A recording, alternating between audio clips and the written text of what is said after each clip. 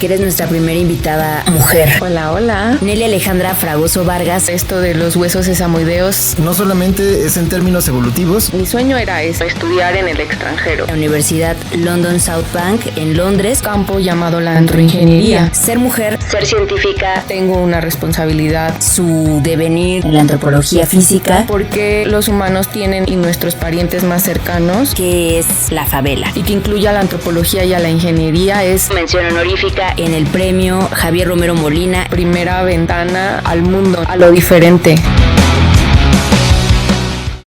Por su atención, muchas gracias. Disfruten de su función. Esta es Tercera Llamada. Tercera. Comenzamos.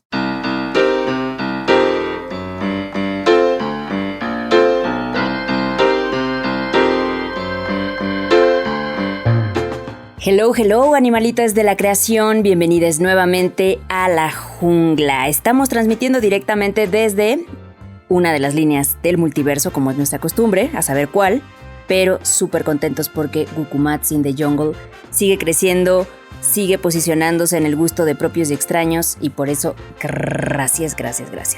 Saludo con mucho gusto a mi compañero de fórmula, Gukumats. ¿Cómo está ahí?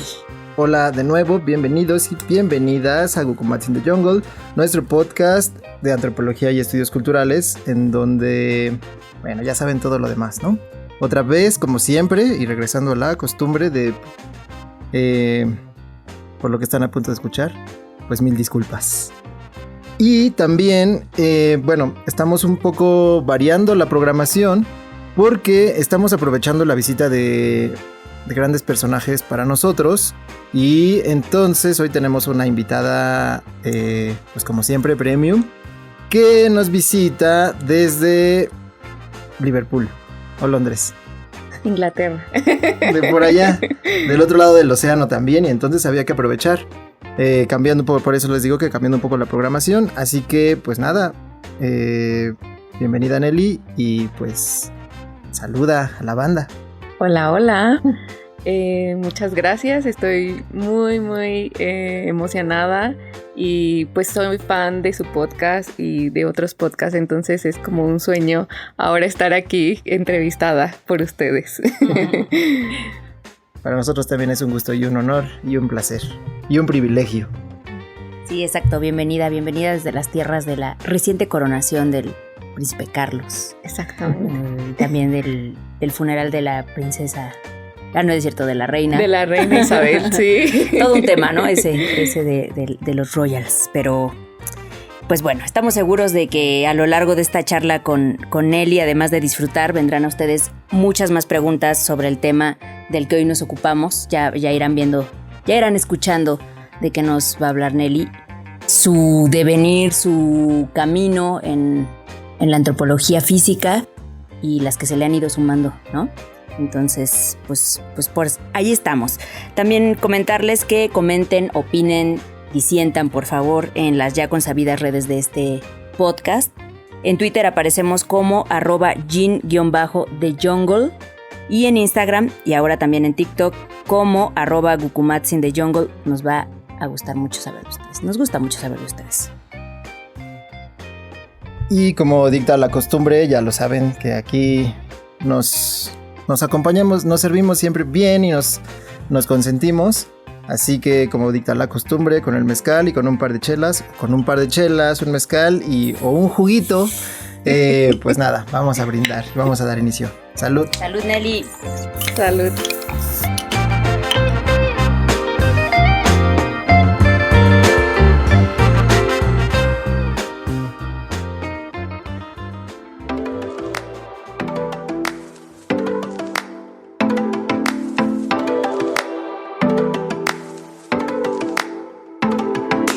Nelly, preguntarte primero qué es la favela, en dónde se ubica y por qué se sostiene, por qué se dice que es un hueso accesorio para los que no sabemos qué significaría eso. Uh-huh. Pues la favela es un hueso sesamoideo y a los huesos sesamoideos se les conoce como huesos extranumerarios o accesorios y por eso es que se le conoce así a la favela. Ahora que es parte de mi proyecto de investigación y ya como que me adentré a estudiar esto de los huesos sesamoideos, ya se sabe que estos huesos no son solo como extra, sino que sí pueden tener una función. Y la fabela es un hueso que está detrás de la rodilla, en el tendón del músculo del gastrocnemios, de la parte lateral, y se le dice que es accesorio porque puedes o no tenerlo. Y lo que sabemos hasta ahora es que, por ejemplo, la prevalencia mundial es del 36% de personas en el mundo tienen este hueso accesorio. Y así como esos huesos, o sea, como ese hueso de la rodilla, ¿así los hay en todo el cuerpo? Sí, claro. Los más comunes de los huesos sesamoideos y que se conocen más son los que están en las manos y en los pies. Y se dice que estos huesos aparecen donde hay mucha como tensión o fricción en los tendones. Entonces por eso es que aparecen más y es muy común que haya en las manos y en los pies. Y en términos de ustedes, de antropólogos, en términos evolutivos, ¿eso qué nos dice o qué significa? ¿Por dónde va esa pista? Bueno, ese es mi proyecto. Ese es mi proyecto de doctorado. En particular, porque este hueso es interesante, es porque se ha encontrado que la prevalencia de este hueso en seres humanos, de acuerdo con datos publicados, ha aumentado por lo menos 3.5 veces. Entonces, es más probable que un humano tenga 3.5 veces más este hueso que hace 100 años. O sea, eso es lo que se ha encontrado. Y en el aspecto evolutivo, lo interesante es por qué los humanos tienen esta fabela y nuestros parientes más cercanos, que serían los grandes simios como gorilas, chimpancés y orangutanes, no tienen este hueso, no tienen esta fabela. Entonces es como si estuviera regresando en nosotros, y aparte se está volviendo más común. Okay. Y pues como aquí es contar historias y aventurarse, ¿tú por qué crees que pasa? Nomás así como más allá del estudio y los datos, ¿tú qué crees? Pues lo que estoy tratando de probar, y claro que es como la corazonada que tengo, es que sí tiene una función este hueso, y por eso es que está apareciendo más y se está volviendo más frecuente. Obviamente hay como diferentes factores que pueden influir en esto, pero yo sí creo que estos huesos, y en particular la fabela, sí tienen una función, y por algo es que se está volviendo como más común. Estos huesos, por ejemplo, la hipótesis que se tiene que pueda tener la fabela como función es muy similar a la función que tiene la rótula. La rótula es un hueso sesamoideo, pero es un muy mal ejemplo de hueso sesamoideo porque siempre está presente, ¿no? Ajá. Y se considera, y se cree, y él tiene una función biomecánica, que es de hacer palanca y hacer como darle una ventaja mecánica al músculo del cuádriceps. Entonces creemos que esa misma función pueda tener la fabela en los humanos que caminan erectos, que son bípedos y tienen la rodilla además como la puedes poner derecha. Ahora o sea, los otros grandes simios sí pueden caminar bípedos, pero no de la manera como nosotros. Ok, me voy a aventurar ahora yo entonces, y solamente porque es nuestro podcast. Entonces, por ejemplo, si la rótula, digamos, hace palanca, eso, entonces una de las funciones, conste que me estoy aventurando, podrías lo mismo ser como una cosa como fortalecer, tal vez todo el conjunto de lo que integra la rodilla. Pues es que más que fortalecer es que vas a necesitar menos fuerza. Ok, ¿le da más soporte para que requieras menos fuerza al movimiento? Bueno, o sea, la función de la palanca es en el sentido estricto de la palanca mecánica. Uh-huh. O sea, vas a ocupar menos fuerza para mover la pierna. Entonces esa es su función. Y hubo un momento en la historia que se creía que la rótula, la patela no cumplía ninguna función y había patelectomías, o sea, te las quitaban, porque pues claro, ¿no? Los médicos siempre creen que si no saben para qué sirve, pues no sirve para nada y lo podemos quitar, ¿no? Y ese es otro grande de como los enfoques de mi proyecto de por qué estudiar y por qué estudiar este hueso tan pequeño y que puedes tenerlo o no, y que en realidad no te causa ningún problema a menos que tengas una lesión en esa área específica de la rodilla, y es porque pues bueno, la población está envejeciendo, cada vez puedes tener osteoartritis y puedes tener prótesis de la rodilla, y estas prótesis no contemplan el espacio cuando tienes este hueso sesamoideo que se va a ubicar detrás del fémur, detrás de la rodilla. Si es una fabela grande y osificada, va a tener su espacio en el fémur, y si tú te pones una prótesis, pues ya no existe ese espacio para ese hueso.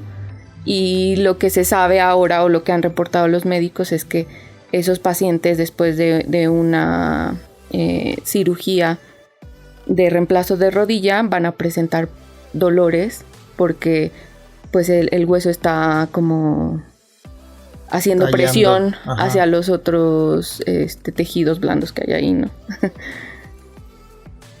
Sí, y ahora que haces la analogía, bueno, que la mencionaste de la palanca en el sentido más literal, ¿qué tan distinta, y sabiendo, ya vamos a ir más a tu trayectoria, pero qué tan distinta es la ingeniería mecánica, que es algo que tú estás trabajando, a la antropología física de donde partiste?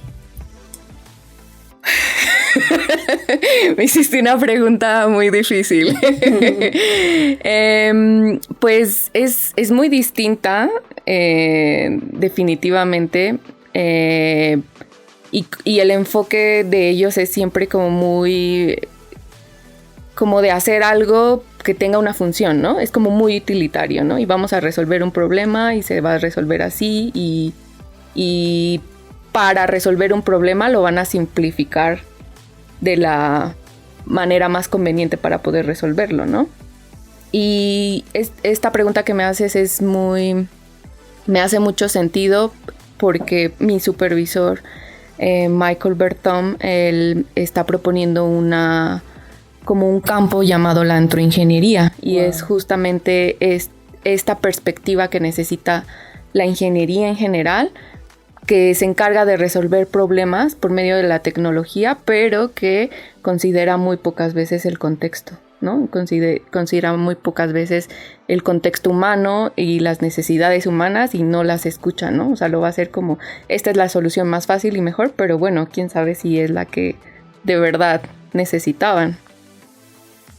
Y ahorita que me estaba pensando justo en el invitado anterior, cómo la parte de la inmunología y la genética y todo eso a veces tenía que ver, bueno, están los análisis, ¿no? También resolver problemas tal vez, y también avanzar en la investigación, como diría un personaje. Pero a veces parece que no se toma en cuenta el contexto, ¿no? Y el contexto social, particularmente. Entonces ahorita me parece que desde que comenzaste no solamente es en términos evolutivos, sino que también hablas de las poblaciones, de qué tanto va aumentando en el tiempo, qué tanto parece que aparecen y que se ven más en ciertas poblaciones la favela y todo esto. Y eso ahorita que dijiste lo de la antroingeniería, ¿crees que, bueno, no sé a ti cómo te suena antroingeniería? Y no podría, otra cosa es como ingeniería antropológica. Es como la genética antropológica, pero no, o sea, ¿ves? Me refiero un poco a estos símiles de las definiciones y quién las construye, porque ahora que decías sobre tu supervisor, pues no sé si el nombre también lo ponen dependiendo de dónde viene, ¿no? Si es ingeniero, pues antroingeniería, pero si yo fuera antropólogo y quisiera hacer eso, diría, pues como una ingeniería antropológica, porque hay que tomar en cuenta el contexto o algo así. Pero no sé, a ti, ¿tú cómo ves esa construcción de eso?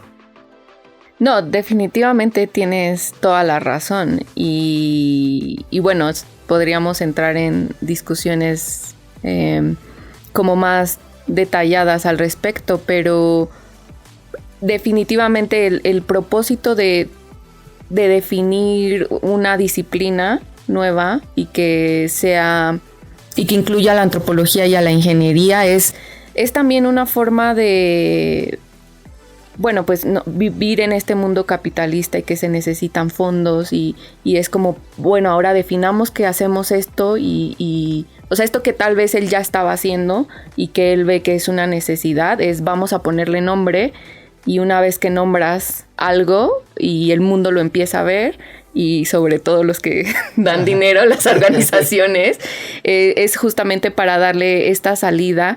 Y creo que, pues sí, definitivamente lo hace con una mente que él es de formación ingeniero y que a veces es una crítica que le tengo, pues no solamente a la antropología, también a los antropólogos y a mí misma, y es como, ¿por qué no nos estamos vendiendo, no? ¿Por qué no llegamos nosotros a decir, oigan, nos necesitan? Tienen que llegar ellos a decir, oigan, creo que los necesitamos a ustedes como antropólogos. Y pues sí, que puede ser, que es muy necesario y que puede ser adaptado en diferentes proyectos. Mi proyecto es muy, no sé cómo decirlo, tal vez suena como un poco muy evolutivo, si tiene una perspectiva de encontrar como una función, suena como muy científico, si por así decirlo, pero tengo compañeros que trabajan con prótesis en países como Sri Lanka, en los que necesitan prótesis de bajo costo y que se consideren las condiciones en las que ellos utilizan y necesitan estas prótesis. Entonces, no sé si te respondí o me fui por entre las ramas, pero... No, sí, es que justo últimamente tengo yo más como esa inquietud de esto que decías, ¿no? De por qué no estamos nosotros haciéndolo, pero es que a veces creo que justo no nos damos cuenta que podemos hacer esas cosas y que queremos ver, tenemos discusiones, lo voy a decir así, filosóficas, epistémicas y de cortes más teóricos sobre qué es lo que deberíamos hacer. ¿Qué? ¿Por qué? ¿No? Y es mucho esto quejarse de, es que ¿por qué no nos llaman? Es que ¿por qué no? Si nosotros sabemos, ¿no? Justo estaba leyendo un artículo que de 2010 y dice ahí, hay gente que se está haciendo famosa escribiendo sobre antropología, pero no son antropólogos y no son especialistas. O sea, y los hemos leído, ¿no? Hemos leído a Franz de Waal, está Pinker, y hay un montón de autores que, incluso esta periodista que escribe en Science, está Gibbons, y pues sí, pero no son antropólogos o antropólogas, sin embargo escriben sobre antropología y sobre temas que nosotros en teoría deberíamos manejar muy bien, pero ¿no? Y entonces, pero no lo hacemos, y entonces, bueno, ya quisiera yo escribir un libro, ¿no? Pero además tener esta convicción de vamos a hacerlo. Luego también de eso se trata este podcast, de hay gente que está haciendo cosas, por ejemplo en tu caso, ¿no? Y pues hay que, pues por lo menos escucharnos. Pues sí, difundir, ¿no? Y hace sentido con la pregunta que me hacían anteriormente, y es justamente este choque que he tenido como con los ingenieros, y es que yo siempre pienso como, sí, yo voy a estudiar algo y a lo mejor mi contribución va a ser pequeña, aunque sí te metes como a hacerlo todo, pero como esta idea de no tener algo en concreto o como aterrizar los proyectos y que haya una utilidad. Creo que esa es la diferencia que yo he encontrado entre la manera de pensar, yo como antropóloga, porque no puedo generalizar que todos seamos así, ni que todos los ingenieros, pero los ingenieros sí están buscando una utilidad, ¿no? Y tener resultados. Y bueno, pero y esto ya funciona, y yo pero necesita funcionar, ¿por qué no saber por saber? El capitalismo nos invade. Que eso no vende. Sí. Oye, pero justo ahora que hablas de esta... Al final son códigos de lenguaje y son maneras de comunicación, pero llevado ya a tu experiencia vital y a la profesional, esto de migrar, de moverte de lugar, tanto de disciplina como geográficamente, para decidir estudiar lo que tú haces, que es una cosa muy específica, y ahora vemos como también no solo tan específica, sino con tantos usos en la vida diaria. ¿Qué retos ha representado para ti moverte de tu país, estudiar? Que es como una pregunta muy simple, pero ahí creo que se esconde siempre como la historia personal. Sí, no, claro. Definitivamente.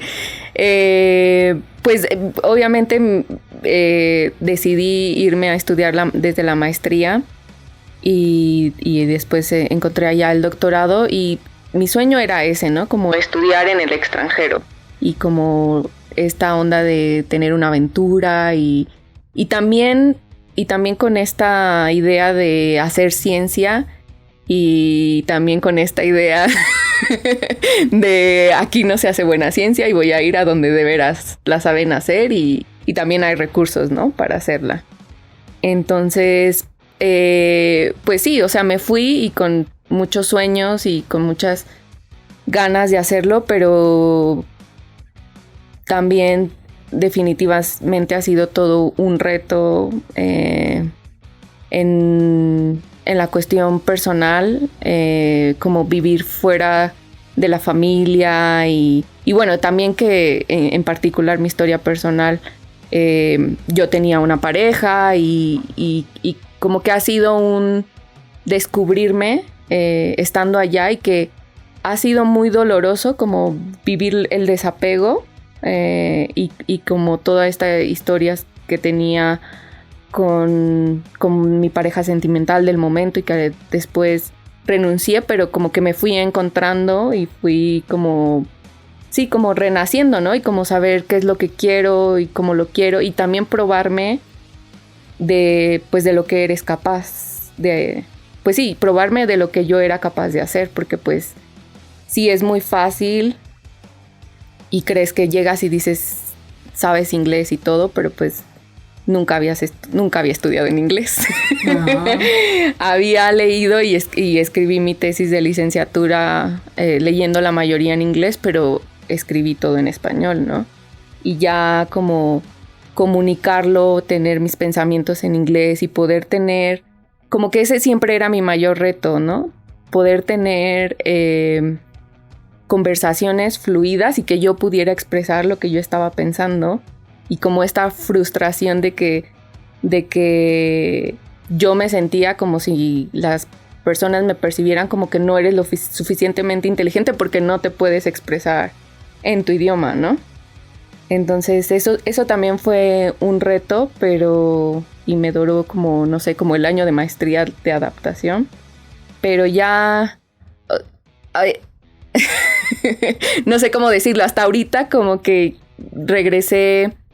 Después de... Esta es mi segunda vez que vengo a México. Ya casi cumplo 5 años viviendo en Inglaterra. Y hasta ahorita, y por ejemplo en este podcast y que vine como a recorrer mis pasos, ¿no? Fui a la ENA y hasta ahorita como que me estoy dando cuenta de lo que he logrado. Como que no me había tomado el tiempo de reflexionar acerca de eso, ¿no? Porque esta es como una ardillita de... que lo que sigue y que te estás comparando aparte con personas que tienen un background, un antecedente muy diferente al tuyo, ¿no? Que pues sí, yo soy una estudiante de doctorado de 33 años y mis compañeros son de 24 años. Entonces, pues tienen un bagaje cultural y tienen otro piso, ¿no? Empezaron de un piso diferente al mío. Entonces, yo todo el tiempo me estoy comparando con estas personas y a veces se siente bonito regresar y decir, bueno, pero es que empezaste como desde -5, ¿no? Oye, justo ahorita que estabas un poco esta parte de los retos, del descubrimiento, de lo que has, pues sí, de lo que tú te has transformado como persona y lo que ha cambiado tu historia, más bien cómo has construido a partir de...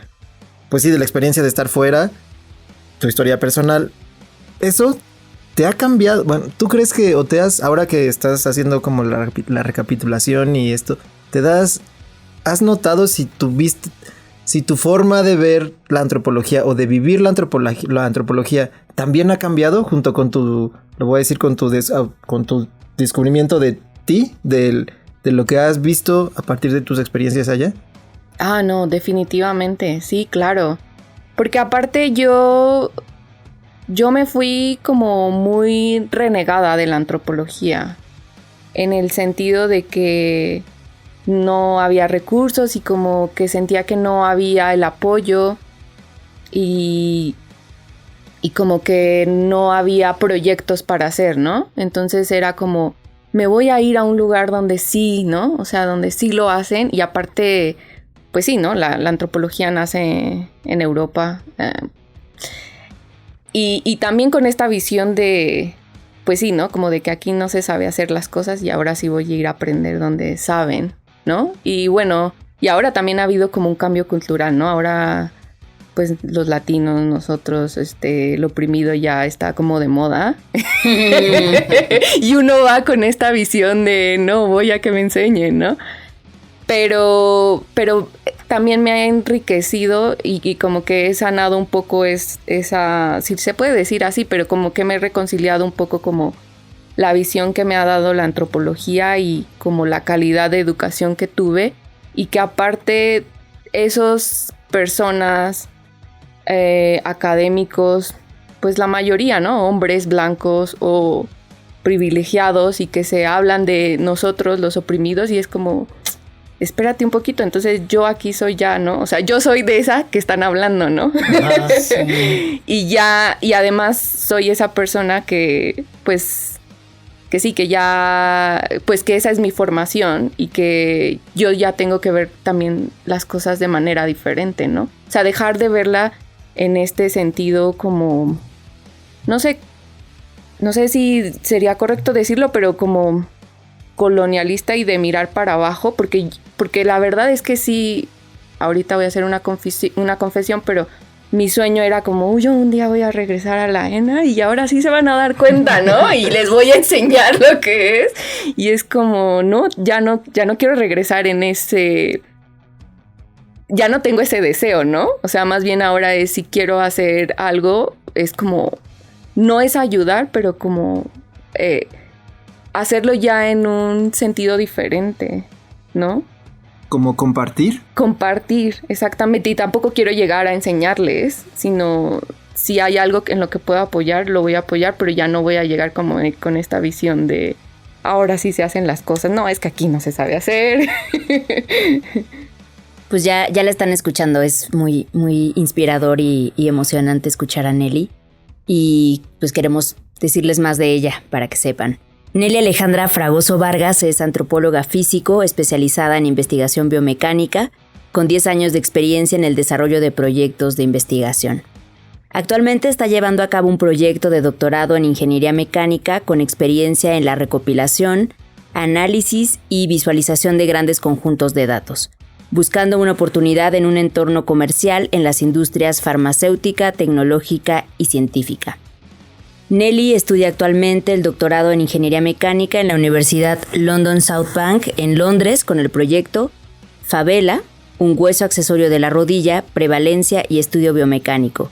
Hizo un Master of Research en la Universidad de Liverpool con el proyecto Influencia del índice de masa corporal y la fuerza muscular en la biomecánica de la rodilla en adultos, además de ser egresada de la Escuela Nacional de Antropología e Historia, en donde se graduó con la tesis Análisis cinemático de la locomoción cuadrúpeda en gorilas de tierras bajas, gorila, por la que obtuvo mención honorífica en el premio Javier Romero Molina en la categoría de tesis de licenciatura en Antropología Física en noviembre de 2016. Y es Nelly. Todo eso es Nelly. Gracias.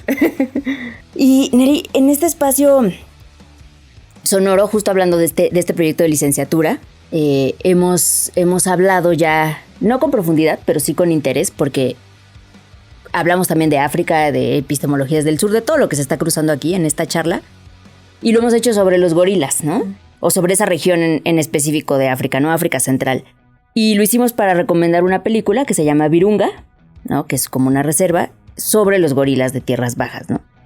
Entonces ese es justo el tema sobre el que giró tu tesis de licenciatura y no quisiera yo romantizar esa parte, pero es una que a mí me interesaría saber cómo te fue con esa investigación, qué encontraste, hacia dónde te llevó y por qué mudaste de esa a... cambiaste, digamos, como radicalmente de tema. De tema. Pues yo llegué ahí un poco fortuitamente. A mí me gustaba en la licenciatura como primatología. Siempre estuve muy interesada en temas evolutivos y estuve de becaria en el Instituto Nacional de Psiquiatría, hacía como etología en una colonia de macacos que tienen ahí. Tomé una clase optativa de antropología, primatología de campo y fuimos a ver monos araña y zaraguatos al sur de México, en la frontera de Tabasco con Guatemala. Entonces siempre como que tuve ese interés de la primatología, ¿no? No sabía que iba a ser biomecánica, que me recomendaron a mi tutora Matilde, que está en antropológicas, y ella tenía ese proyecto.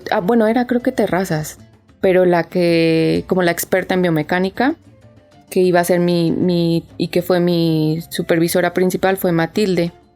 Ellos, sí, a mí se escucha muy interesante y todo, pero la verdad es que yo no tuve ningún contacto con el gorila.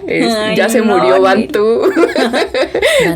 Bantú, ajá, lo mataron. Creo que lo querían mover, no sé. Está el zoológico de Chapultepec. Y creo que lo sedaron y se les pasó la sedación, algo así, pero ya se murió. Entonces ellos grabaron con cámaras de video al gorila y me dijeron como tenemos esos videos, esos datos y pues haz tu tesis.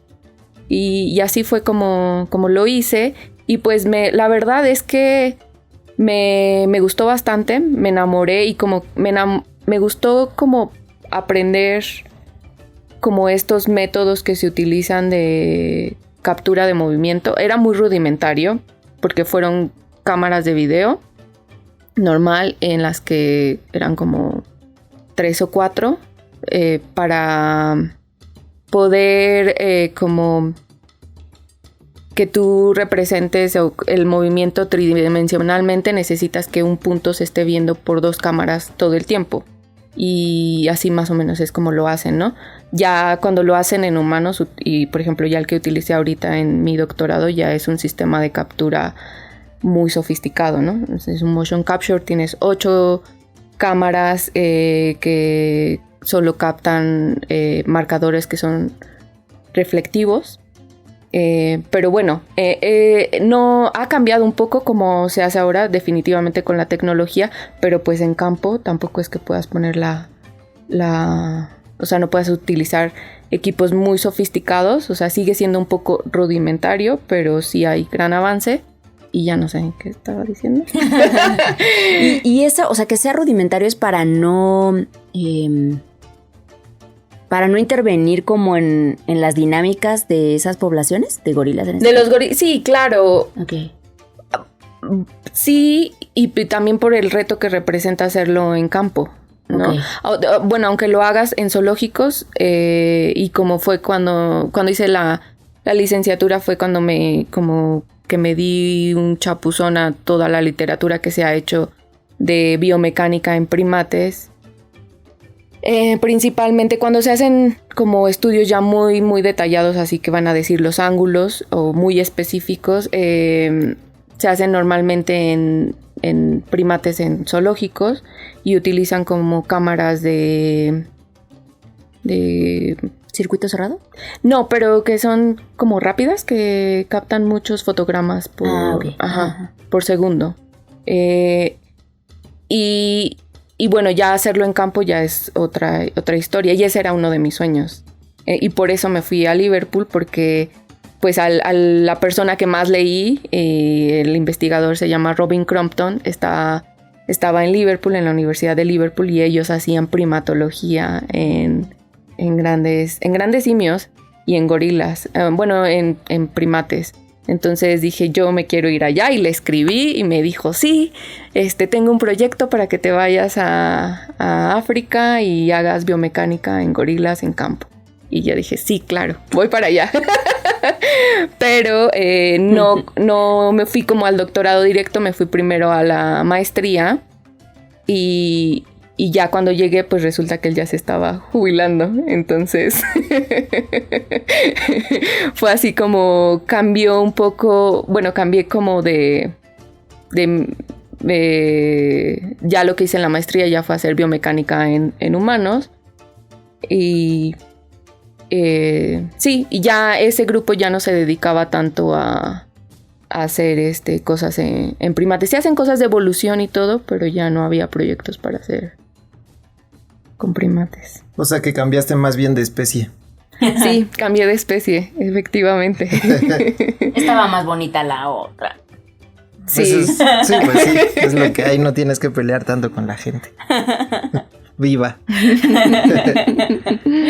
Oye, ¿y cómo ahora tu experiencia está de justo, ¿no? De estabas trabajando con una especie y luego te vas y ahora trabajas con otras, pero tu visión también es, bueno, no la visión, sino ¿qué es lo que crees que ahora que tú podrías compartir a estas generaciones para, pues esto que decías de no voy a llegar yo a resolverles y a enseñarles cómo se hace, sino a qué crees tú que podrías compartirles que crees que les sirvan pues sí, a las generaciones o a estas personas que están aprendiendo?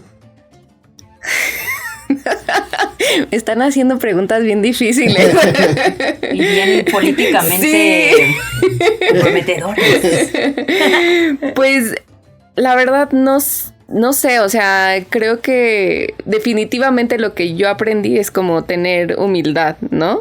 Pero también creo que renegar fue como mi motor, ¿no? O sea, también fue creo que lo que me ayudó a moverme. Y claro, lo que me hubiera gustado aprender y por lo que yo tenía tanta sed y tanta hambre era que hubiera proyectos. Yo renegué mucho de la parte social de este enfoque de la antropología física. Yo estaba sedienta de una antropología muy, muy biológica y creo que por eso me moví a la primatología y luego dije, pues, ¿qué más que la biomecánica? O sea, obvio, ¿no? O sea, ajá, números, La ciencia. Sí, la ciencia exacta, ¿no? La ciencia pura, o sea, ajá, ya no me voy a meter con que si... El contexto social, ajá. Y ya cuando hacía yo etogramas y etología, pues es complicado, ¿no? Es fascinante, me sigue gustando, pero sí como que yo me fui como hacia lo más duro que podía. Y no sé si eso fue lo mejor o no, pero creo que sí tal vez hace falta, no sé, porque tampoco, o sea, he estado como un poco desvinculada, pero esta parte de que haya proyectos empíricos que no tengan que ver precisamente con huesos, con osteología. Sí. Creo que eso es lo que hace falta, pero también es totalmente entendible. O sea, y yo hablando hoy, por ejemplo, con Víctor y cosas que hacen de genética, pues es que la verdad hacen maravillas. O sea, hacen magia con los recursos que les dan. Entonces, sí. También es mucho pedir. No, además yo siempre he pensado que aquí, y lo hemos hablado justo en el episodio anterior, que lo hemos hablado en esto de, pues aquí luego aprendemos a hacer lo que podemos con lo que no tenemos, ¿no? Y entonces, bueno, esto de estar fuera y de pronto ver que sí hay recurso, pero que luego ese recurso, pues luego tampoco se lo dan a cualquiera, también hay que competir mucho por eso. Aquí es solo, pues no hay. Bueno, pues a ver qué se hace y a ver cómo le hacemos, cómo resolvemos. Pero allá la competencia yo siempre he visto, o sea, estando ahí, es nadar entre tiburones. Sí, no, y dices algo muy cierto, porque creo que eso siempre fue como mi mantra, y lo compartía con una amiga que estaba trabajando en Liverpool. Y pues sí, ¿no? O sea, te quejas que hay deficiencias, pero decía, era como, bueno, pero si estuviera en México, o sea, es como yo ya sé que es trabajar sin nada, ¿no? Que es hacer un proyecto de tesis en el que tú le dedicas tu tiempo y, o sea, lo haces básicamente por amor, ¿no? Porque mi mamá me insistió, conseguí un trabajo en Modelo, en la cervecería Modelo, obviamente como de call center, ¿no? Ya ni me acuerdo de qué era, pero mis papás era así como del salto grial, ¿no? Así como, ¡ah! Ya tienes un trabajo y es una empresa y es conocida. Y yo, no lo voy a tomar porque necesito terminar mi tesis, y eso es lo que... O sea, a lo mejor ahorita no me está dando dinero y le tengo que dedicar mucho tiempo y esto, pero me va a llevar a donde quiero llegar, ¿no? Entonces, ya se me fue otra vez la onda. No, pero sí, también, pues sí creo que pasa, que es como una carrera de fondo y a veces muy solitaria, y además de pronto puede ser de, ya no quiero, ¿para qué? Sí, eso, sí, ya puedo conseguir un trabajo, sí, de otra cosa. Pero es esta idea, no sé si es muy romántica. Bueno, sí lo es. Y también es tal vez romantizar y caer en la trampa de, no, pues hay que seguir el sueño y lo que queremos. Pero luego yo a veces pienso, es que alguien lo tiene que hacer. Y si nosotros aguantamos el trancazo, pues lo hacemos. Y tenemos ese, o sea, sí creo que es una característica de venir de donde vienes, ¿no? O sea, es como, yo ya me la sé, ¿no? O sea, en mi país las cosas funcionan y con menos dinero. Entonces, ¿cómo no voy a funcionar bien, ¿no? Y eso siempre trato de tenerlo como en mente, también para que me sirva a apreciar. Y lo digo en este sentido porque, pues, cuando yo me fui a la Universidad de Liverpool. La Universidad de Liverpool es una universidad reconocida y que tiene muchos recursos, ¿no? Entonces, y yo llegué a un departamento que se llama CIMA, Center of... ya no me acuerdo, pero investigación musculoesquelética e envejecimiento. Y esta maestría se daba en conjunto con 3 universidades al mismo tiempo: Universidad de Sheffield y Universidad de Newcastle. La primera parte es un Master in Research, maestría en investigación. La primera parte eran clases, pero como había alumnos simultáneos en las 3 universidades, era en línea. Y te daban, cada universidad está especializada en investigación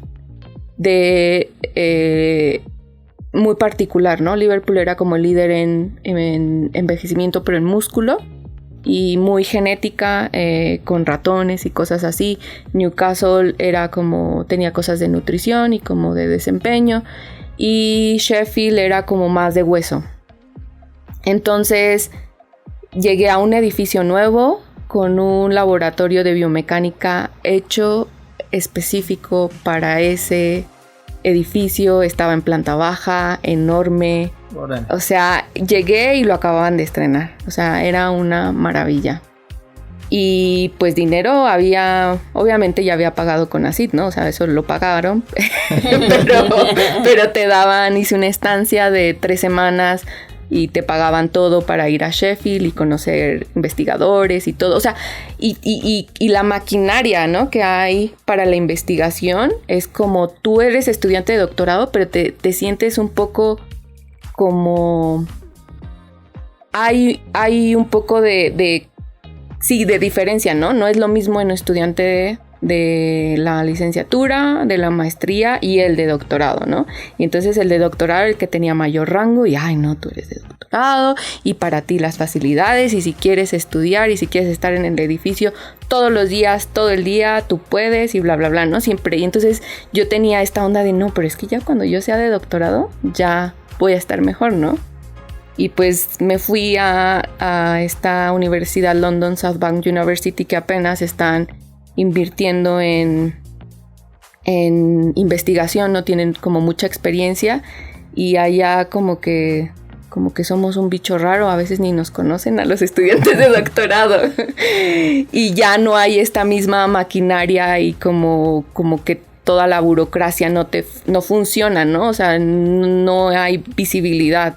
Y me sentí un poco como de, bueno, y ahora es como si regresara a México, pero dije, no, tampoco, ¿no? O sea, sí, aún así sigue habiendo más recursos y pues bueno, me están pagando, ¿no? Ya con eso ya es mucho. Entonces, pues sí, es esa como recordatorio para mí, que también decir, bueno, si lo pude hacer en México, ¿por qué no voy a poder y por qué no voy a aprovechar? Oye, yo, sobre lo que estás hablando, o sea, que me parece una pregunta obligada, sobre todo, y sí me gustaría aquí mencionarlo, que eres nuestra primera invitada mujer en la lista de entrevistados. Sí. Salud otra vez. Sí, salud. Es que es inevitable. O sea, yo creo que en las agendas de todo están ciertos temas, pero entre ellos está el tema de género, ¿no? Ser mujer, ser científica y haber transitado como generación, muy específico, como varias etapas de cómo las mujeres nos hemos visto representadas y cómo nos queremos ser representadas. Tú utilizaste una metáfora padre, ¿no? Yo estaba sedienta de, ¿no? Y me parece como... Y que esa desazón o ese como incomodidad hizo que te movieras del lugar, ¿no? Que muchas chicas o muchas mujeres que están como en este camino o que vienen detrás de nosotras, pues les hace falta escuchar historias como la tuya, una historia inspiradora. ¿Tú has visto que las oportunidades han ido cambiando a lo largo del tiempo de manera positiva, sobre todo para las mujeres que se dedican a lo que tú te dedicas? Pues no sé, o sea, creo que sí, quiero pensarlo, no sé, como que me tomaría un tiempo reflexionar acerca de eso, o sea, como si los cambios que he visto, pero creo que también, o sea, es que creo que también ese es un tema que está muy en boga ahorita, ¿no? O sea, como notar estas cosas. Uh-huh. Y yo mientras estudiaba era como algo que ni siquiera me cuestionaba, ¿no? O sea, simplemente pasaba. Y ahora ya hay un nombre para esas cosas. Y ahora los incentivos, ¿no? O sea, por ejemplo, mi supervisor, cuando lo contratan en esta universidad y le dan como... empieza a hacer proyectos para contratar estudiantes, él como una persona de la comunidad LGBT pues pensó en la equidad y dijo voy a tener 4 estudiantes, que 2 sean hombres y que 2 sean mujeres, y creo que sí, o sea, definitivamente sí están cambiando cosas, pero también pues vienen con este cambio de generacional de investigadores, pero que siguen siendo hombres, ¿no? Okay. Y siguen siendo, pues sí, hombres blancos, y no sabría decir, bueno, aunque en ese sentido, por ejemplo, aunque mi supervisor era hombre, bueno, es hombre más bien, en Liverpool sí había... Ahorita que lo estoy pensando, muchas de las profesoras eran mujeres, ¿no? Y que son líderes en la investigación y en lo que hacían. Y también creo que ahora, o que empecé a comparar como el ambiente académico México versus Inglaterra, pues sí, o sea, sí definitivamente siento que es un poco más suave como mujer vivir allá en el ambiente académico, laboral, y bueno, ya pues de vivir, pues la tranquilidad, obviamente, sí. Es que quedó speechless. Ahorita, bueno, ajá, yo, y ahora justo que tocaron el tema, ¿qué responsabilidades crees que lleva esto también de yo creo que todo mundo somos responsables de la responsabilidad que tú creas que se debería tener en cuanto a la transmisión del conocimiento ahora hacia las generaciones que van atrás, y creo que ni siquiera atrás, sino las que están en horizontal, ¿no? Cuando tú me hablas sobre esto y cuando cuentas aquí a Jungle también sobre el equidad, pero también creo que hay que enseñarla, no sé si... Sí, cómo se practica, ¿no? Ajá. O sea, porque digo, eso es algo que se aprende, ¿no? Y que las mujeres que llegan a puestos, ¿no? Como, o sea, pues sí, empiezan a ser líderes, llegaron ahí, pero pues siguen el mismo patrón. O sea, no están cambiando, o sea, no porque haya una mujer significa que ella ya tenga una perspectiva de género, ¿no? Sí, total. Eso definitivamente no es así. Y que aparte, es que creo que la cosa es que nos estamos dando cuenta de lo más sutil que ahora pasa, ¿no? O sea, como estos que tan llamados micromachismos, pero pues que ahora ya los ves como con una lupa, ¿no? Esto de que es un poco de cómo se comportan los demás, pero también son comportamientos aprendidos y que yo he notado, por ejemplo, en mis juntas con mis compañeros, y es como siempre habla el hombre, ¿no? No porque no me dejen hablar, pero yo también tengo un comportamiento aprendido de no ser la primera en hablar, claro, no ser la primera en opinar, ¿no? No decir algo muy controversial. Entonces, sí, definitivamente está cambiando, y sí tenemos una responsabilidad, y desde luego tengo una responsabilidad yo en este caso. Pero pues también el sistema va cambiando muy, muy poco a poquito, y ha sido como también uno de los temas como la salud mental y cómo se sufre también muy diferente, ¿no? Y los roles que te hacen desempeñar. O sea, porque sigue pasando, ¿no? Que la que es mujer entonces se va a hacer cargo de cosas más administrativas, y entonces aunque ellos intentan hacerlo diferente o que ya tienen visión diferente, o sea, sigue pasando, ¿no?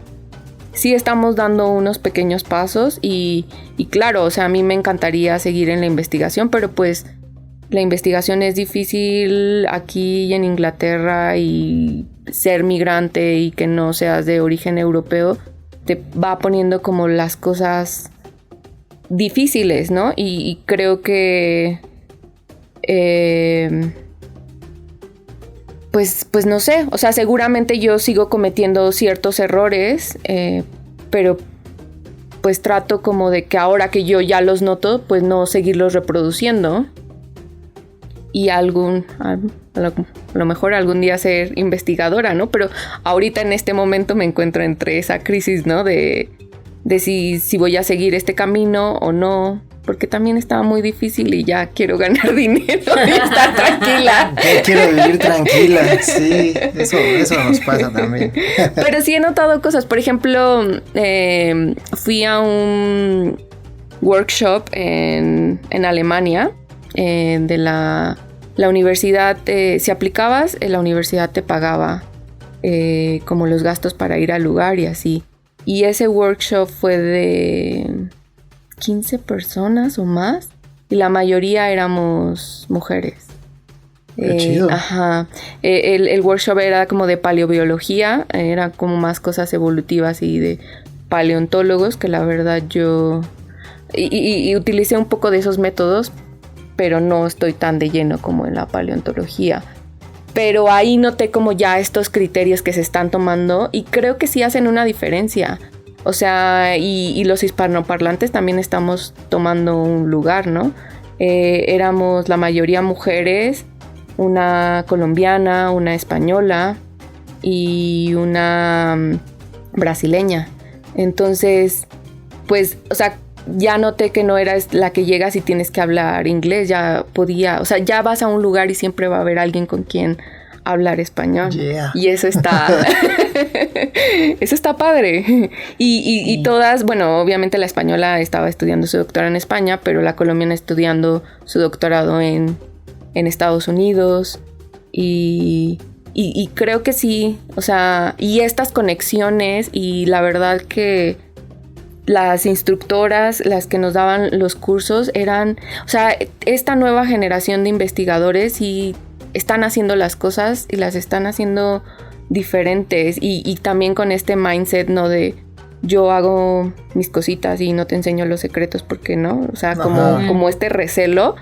Y ellos como de no, ahí están los datos. Exactamente, usémoslos todos. Bueno, ellos se encargan como de hacer muchos paquetes de R para hacer estos análisis paleobiológicos, hacen como, crean bases de datos, suben bases de datos, o una de ellas era encargada. Y entonces diciendo como no te preocupes, o sea, eran de verdad un amor. Y ese, o sea, creo que porque el año pasado estuve sufriendo mucho con mi salud mental, y ese curso como que me salvó la vida mentalmente. O sea, como que la diferencia de terminar un doctorado, ¿no? Creo que lo de menos es lo académico, creo que tiene mucho que ver con tu entorno y como las conexiones que van haciendo. O sea, lo social va a hacer que lo hagas o no.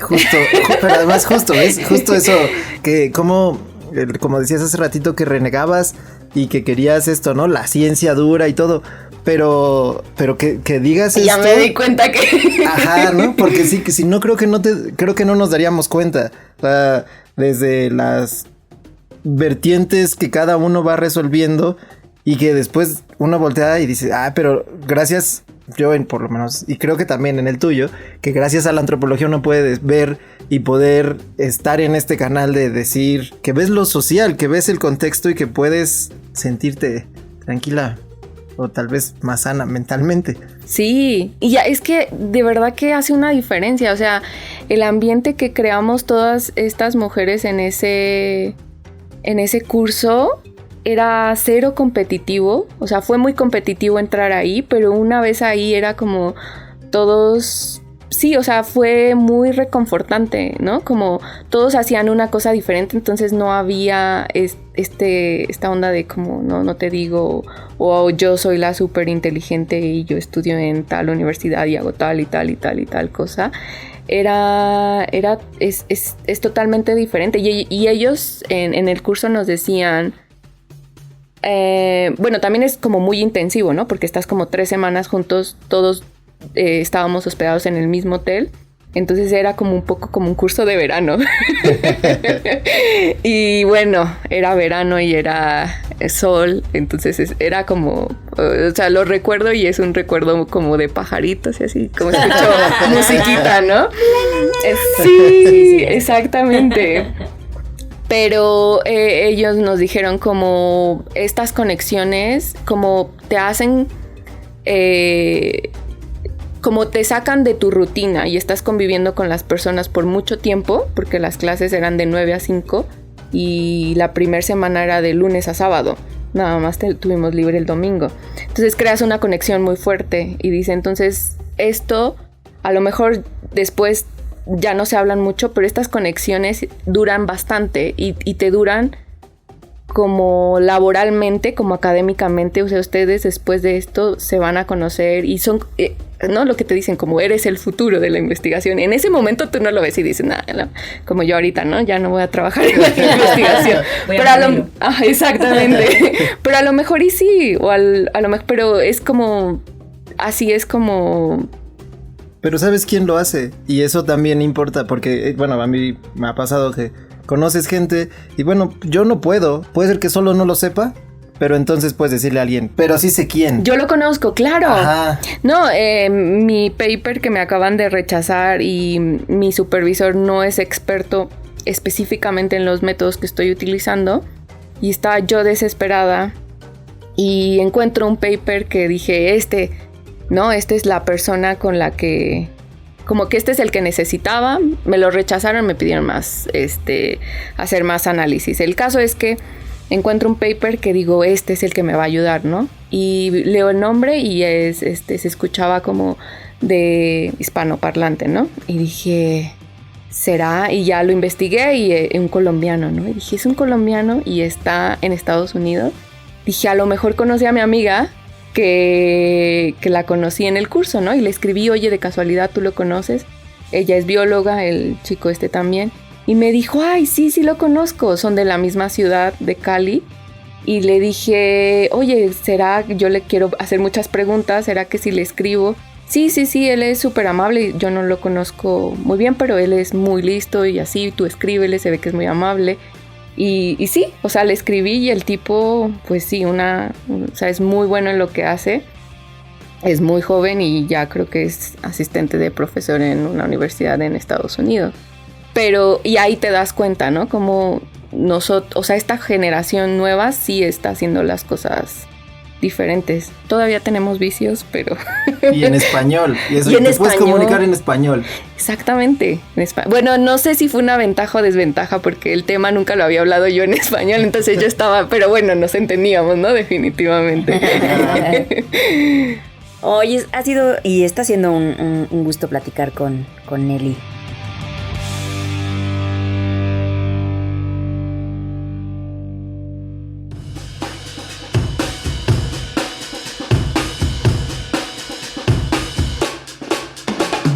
También queremos invitarla, o sea, tenemos en el podcast, tenemos una sección que es una recomendación.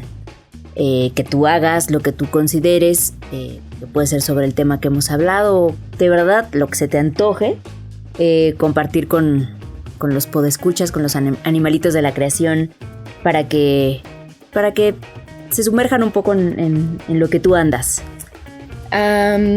Pues mira, la verdad es que cuando yo vivía aquí escuchaba todo en inglés. Y ahora vivo allá y escucho puro podcast en español y música en español. El reggaetón es lo que me mantiene viva durante el invierno. Pero me encanta, hay un podcast que se llama Estética Unisex y que es de una mexicana. Me encanta ese podcast, es súper de spoilers, pero lo ocupo también, me gusta mucho escucharlo porque dan recomendaciones de películas, a veces libros o a veces hablan de temas de actualidad. Y ella es abogada, me parece, y como que desmenuza desde una perspectiva como de género, feminista, un poco de derecho, pero como de un derecho que es un poco para mí ajeno, ¿no? Como diferente. Y analizan las películas y aunque te dan muchos spoilers, pero me sirve como para... lo escucho primero y luego ya veo las recomendaciones de ese podcast, las películas o series. Ajá. Estética Unisex. Estética Unisex, sí.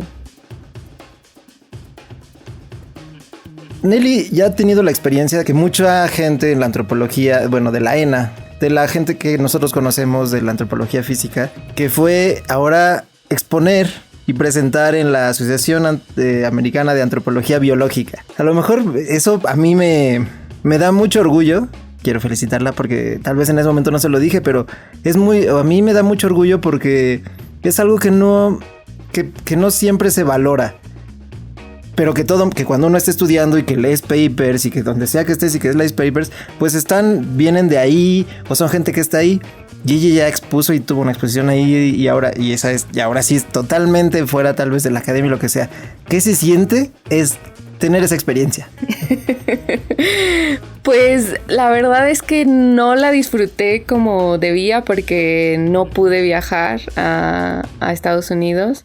Mi visa se venció y no pude renovarla a tiempo. Entonces, fue híbrido, entonces se fue tanto presencial como en línea. Mi supervisor viajó y presentó mi trabajo allá y también, o sea, como que trato de decir que no me sentí tan mal, pero pues sí, como que era mi oportunidad, ¿no? Como soy la primera estudiante de doctorado de mi supervisor. Entonces él estaba todo emocionado porque quería que fuéramos juntos y que, ¿no? Como presentarme con personas que yo conociera y todo. Y no me fue posible, pero yo hice la presentación en línea y aparte como que me postulé fui voluntaria para ser moderadora de una mesa igual de primatología. La verdad es que sí fue como un sueño hecho realidad, en el sentido de que todos los papers que leí para mi licenciatura, la tesis de licenciatura, estaban ahí presentando, sus alumnos presentando. Entonces, lo único es que como yo hice, mi análisis fue muy no es tan antropológico, es como más lo utilizan más los biólogos o los paleontólogos, paleobiólogos. Entonces ellos fue como que sí les llamó la atención y dijeron está chido, pero no es biomecánica, no es primatología, o sea, como que no tenían muchas preguntas, no sé si preguntas, pero estábamos esperando un feedback y como que no era la audiencia correcta, pero me encantó poder ver lo que están haciendo y sí, como todas estas personas que yo leo y que eran como mi referencia en la primatología biomecánica, estaban ahí, entonces sí. Chido. Es que además pues es la primera que lo hace en no sé en cuántos años. La conocemos. Y está aquí en Gucumatz in the Jungle. No sabía ese dato. Este día ha sido de puras flores para mí, ya me siento muy narcisista. Vienes a colonizar aquí el podcast. Bueno, y ahora sí, el siguiente discurso lo hemos repasado, creo que no sé cuántos, por lo menos 3 o 4, tres veces. Desde que ideamos este podcast, pensamos en que hay una pregunta que nos gusta hacer a la gente a la que nos acompaña en este proyecto. Y ahí te va. La antropología ha cambiado o nos ha cambiado a muchas personas. Desde que a lo mejor no sabíamos que hacíamos antropología, o que cuando llegaron a estudiar antropología comenzaron a ver el mundo distinto. ¿A ti qué te ha dado la antropología en cuanto a ver el mundo? ¿Tú crees que te ha cambiado y cómo? Sí, todo. Pues me ha hecho... Sí, o sea, creo que esas ganas que yo tenía, que no sabía muy claro, ¿no? Yo quería ser forense, yo iba a estudiar medicina forense, pero gracias a Dios encontré la antropología. Sí, definitivamente me cambió, me hizo ser consciente de muchas cosas y fue, creo que, la primera ventana al mundo, ¿no? Como a lo diferente. Y creo que sí, o sea, le debo todo. O sea, lo que ahora está de moda y de que todo mundo habla, ¿no? Como que lo que está en boga en las redes sociales y de los que todo hablan como de las diferencias culturales y los contextos y eso. Y es como la antropología ya lo lleva diciendo hace mucho tiempo, ¿no? Entonces es como, sí, o sea, me ha hecho ser lo que soy y creo que siempre es la herramienta que me ayuda siempre a autorreflexionar y también poder entender como esta experiencia de vivir en el extranjero y de cómo soy percibida y las cosas que me voy encontrando. Creo que no,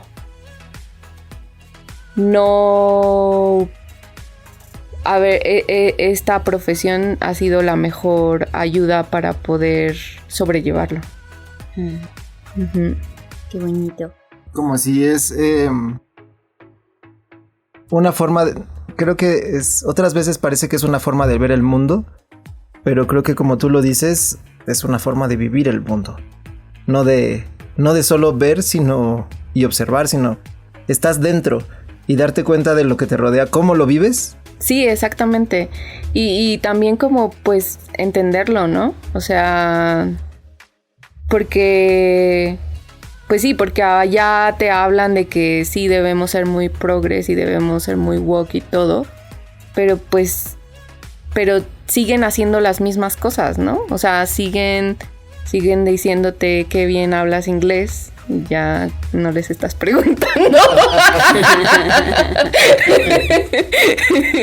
Y el comentario de siempre de sí te ves muy mexicana. Y yo, bueno, pues no esperaba verme diferente. No esperaba que me dijera, ay, sí, no parece. Porque ese sería el cumplido, ¿no? El cumplido al que aspiraría cualquier ya no quiero decir, pero por cualquier white chican que le digan que no creen que es mexicano, pero sí, pues sí. Sí, no, pero es que pasa. No sé por qué lo pueden ver como un halago. No. Pues sí, soy y ya está, pero no sigamos por esos caminos tan peligrosos, escabrosos. Lo que sí hemos aprendido en este episodio, que está llegando a su fin, es que todos y todas deberíamos de tener una antropóloga y un antropólogo en nuestras vidas. y es bien bonito escucharlos hablar con tanta pasión de sus profesiones y del camino. Y pues eso, estamos llegando al final del episodio número 11 de este podcast. Sí, ya superamos la barrera de los 10 que teníamos inicialmente, entonces, pues de nuevo, muchas gracias. Este episodio con Nelly Alejandra Fragoso Vargas ha sido un deleite, ha sido muy bonito, lleno de cosas muy, muy inspiradoras, la verdad. Y seguro será así para quienes nos escuchan. Les recordamos las redes sociales. Estamos en Twitter como Gin como la bebida etílica, _DTHE, jungle en inglés. Y en Instagram como @gukumatsinthejungle. Las redes donde pueden encontrar a Nelly es en Twitter, está como @fragoso Nelly con doble L y Y, así la van a encontrar. Y pues no nos queda más que agradecer a nuestra invitada nuevamente. Muchas gracias. Sí, muchas gracias, Nelly. Bueno, Alejandra, por acompañarnos, por aceptar la invitación. Y además, justo tenemos la ventaja de que además deberíamos hacer esto más seguido. La experiencia de... Pues esto, de que creo que les pasa más de una persona que estudia antropología, que empieza a renegar, que nos decepcionamos, de todo el camino que lleva a aceptar luego la antropología y aceptarnos estudiando antropología y viviendo la antropología y luego estar fuera. Creo que esa experiencia, o sea, sé que más de una persona la ha tenido y que la va a tener, ¿no? Que la ha tenido, la tiene y la va a tener. Entonces, pues muchas gracias por compartir esa visión, esa forma de ver la vida también y de vivir la vida y la antropología. Y pues muchas gracias por habernos acompañado. No, muchas gracias. La pasé muy bien. Espero no haber hablado demasiado. No, bueno, aquí siempre ya se me salieron a mí varias cosas pero ya, de modo, pues es nuestro podcast y eso, siempre se trata de eso. Muchas gracias por las historias. Y pues nada, animalitos del bosque, de la creación. Pues, el bosque también es una creación, ¿no? Entonces, sí. Y los animalitos también. Pues muchas gracias por acompañarnos. Nos estamos escuchando. Regresaremos a nuestra programación habitual con sonidos, con secciones, con recomendaciones de Jungle. Y como dicen mis colegas de España, ya se me olvidó la frase, pero pero la dicen. Se vienen cositas. Estén atentos. Pronto tenemos otros proyectos en puerta y ya estarán por aquí. Muchas gracias y hasta la vista. Auf Wiedersehen. Ajá. Chao. Adiós. Bye. Idea original, Dersu García y Marisol Rocha. Redes sociales, Marisol Rocha. Diseño sonoro, Dersu García.